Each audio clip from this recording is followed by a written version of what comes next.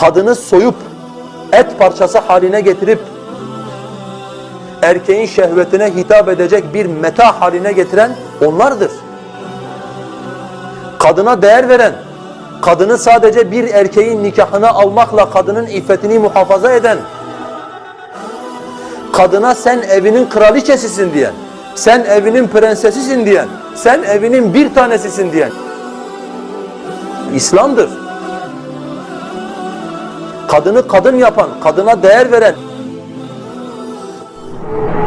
Ey kadın! Senin bedenin, göğsün, baldırların değildir sana değer veren. Sana değer veren şey senin Allah'a kulluğun ve senin dinine hizmet etmendir diyen İslam'dır. Ey kadın! Beğenilmek için boya küpüne batmış gibi sabahları 1 saat, 2 saat süslenme. Eğer beğenilmek istiyorsan Allah'a kulluk yap, dinine hizmet et. Allah seni beğensin, mümin kullarına beğendirsin. Amelinle, erdeminle, ahlakınla Müslüman ol diyen İslam'dır. Ama Batı medeniyeti öyle demiyor.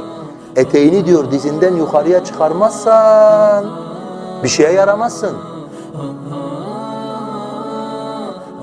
Sabah evden çıkmadan önce maaşının yarısını kozmetik ürünlere yatırıp maymun, şempanze gibi kendini rengarenk boyamazsan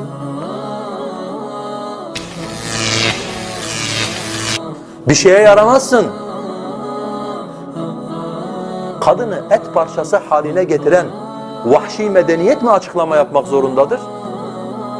Yoksa kadını ahlakla, erdemle kadın yapan İslam mı açıklama yapmak zorundadır? Açıklama yapması gereken birileri varsa insanlığa yaptıkları kötülüklerden ötürü Batılılar açıklama yapmak zorundadır.